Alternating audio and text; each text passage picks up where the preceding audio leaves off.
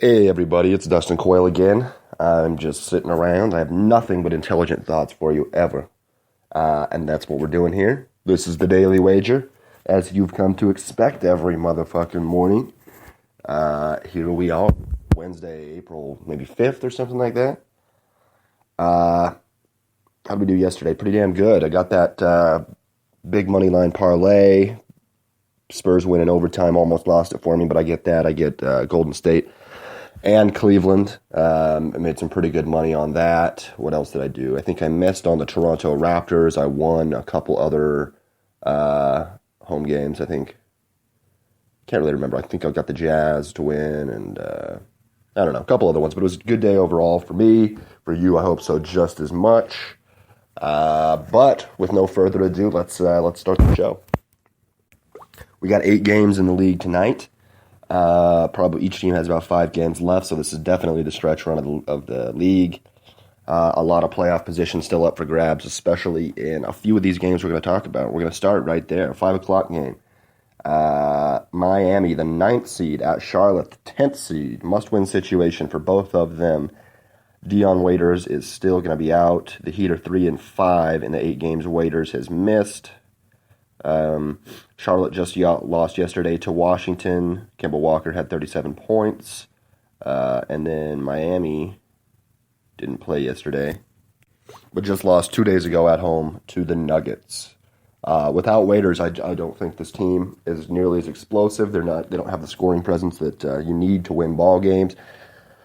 He was the best player on their team during the stretch when they were getting all those W's. Let's go ahead and take a look at the spread, see what we're working with here. We have Charlotte Hornets -2. That's probably pretty fair. Money line, we have -130. I kind of like that.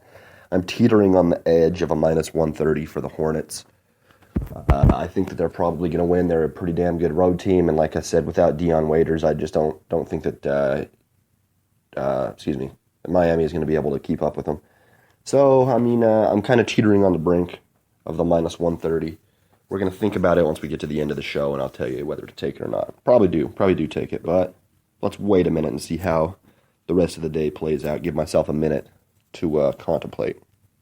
All right, moving on to 5:30 game. We have the Toronto Raptors, just played yesterday and lost at Indiana, going to Detroit to take on the now 7 games under 500 Detroit Pistons. Of course, we have no Kyle Lowry. Reggie Jackson might not play for the Pistons. Other than that, it kind of is what it is. When was Detroit's last game? I think their last game might have been the loss to Milwaukee. Yeah, it looks like it. Like 5 days ago. That makes me like them a little bit more. The Raptors, let's take a look at the spread. +1 for the Raptors, -1 for the Pistons. I don't really know. I think that the Raptors... Man, that one's too tough for me to call. Honestly, I think that the Raptors are going to win. I saw it last night when I looked at the line. It was a +2.5 for the Raptors. I thought that I'd probably take that. +1, I don't really know. Not my favorite. Not my favorite there. I'll go ahead and stay away from that. Goddamn, I really wanted it too. That +2.5 seemed good. Then again, I took him yesterday and they faltered for sure against a better team, but still kind of the same set of circumstances are at play today. All right, some 6 o'clock games. We have battle of the 6th and 7th seeds in the West. The Oklahoma City Thunder at Memphis, taking on the Grizz. Last night, Russ tied Oscar Robertson's record for triple-doubles in a season with 41. Tonight, he goes for the 1-up on the Big O. He also just needs 16 assists over the last 5 games to average a triple-double for the season. He already has enough rebounds to do it. Obviously has enough points to do it. And those assists are probably going to come. We're going to see somebody average a triple-double for an entire season. That's pretty fucking insane.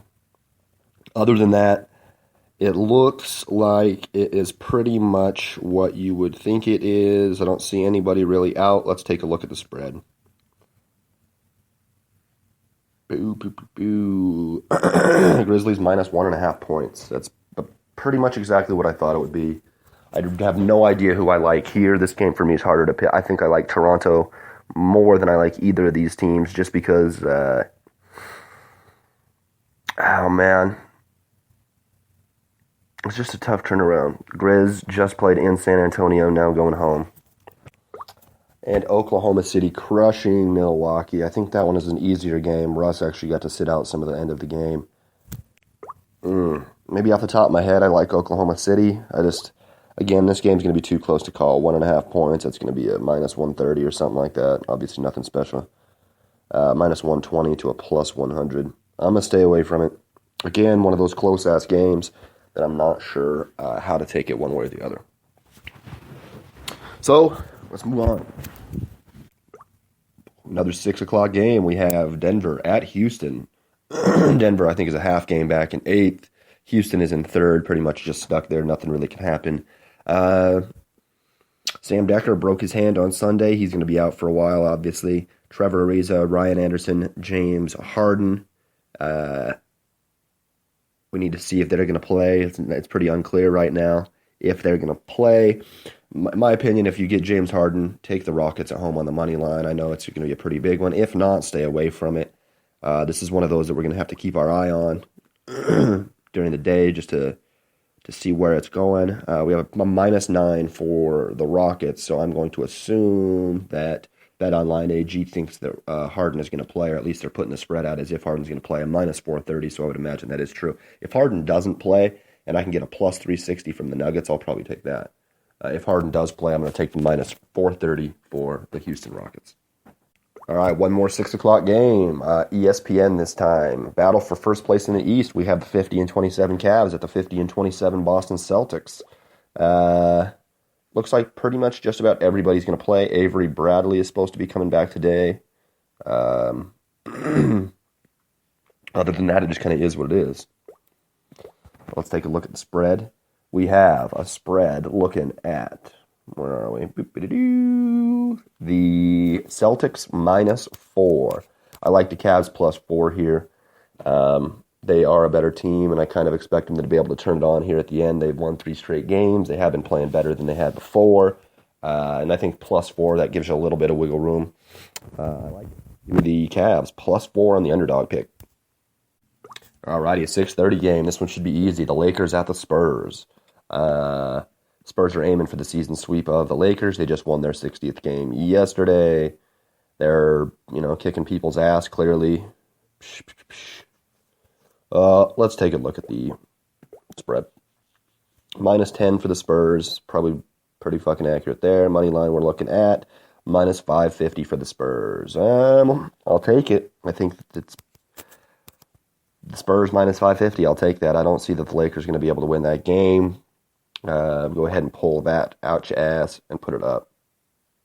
Oh, man, these spreads are quickly moving one way or the other. Honestly, the Clippers, just a minute ago, their money line has come down 200 points. Golden State's has expanded over Phoenix. The Celtics over the Cavs expanded. All all moves coming pretty quick right now. That's probably why they wouldn't take my parlay bet a little bit ago. All right, we have 2 games left, and I basically just told you what they are. Golden State at Phoenix. Golden State last night gets that W against the Wolves. Klay Thompson shoots out the lights. Today they're going to let Iggy and Draymond rest. Other than that, they're playing the Suns in Phoenix, so we kind of know what we're going to get. Let's take a look at the spriggity spread, like I just said. All right, spread is, we have -8.5 for the Warriors. That was -7.5 a minute ago. I do like it, even with those 2 dudes out. At a -400 money line, I'm taking the -400 money line. I think they're going to win the game. Should be good dollars there. And just should be good value. I think we're going to find it. And the last game of the evening. The back end of the doubleheader on ESPN. We have the Dallas Mavericks at the Los Angeles Clippers. Both teams playing pretty bad right now. At least everybody's healthy for the Clippers, which is a good thing. They're going to need that going into the playoffs. Dallas, I don't think Dirk played last night against the Kings. I'm not entirely sure if he's expected to play tonight. Let's take a look here. Yeah, it doesn't really say. Dirk, Seth Curry, Wesley Matthews all missed yesterday. It doesn't say if they're going to play today. I would expect at least one of them to miss today. Clippers, they were a -1,000 earlier. Right now they're a -800. Spread is a 11.5 point favorite. I wouldn't mind taking the Mavs plus 11.5, but It's not really my style of a wager. I'm going to go ahead and pick the minus 800. I'm going to take that minus 800. I'm going to parlay that with the Spurs minus 550 to get a little bit better ducats. And I might even wait to see what's going on with James Harden and parlay that with the Rockets at home.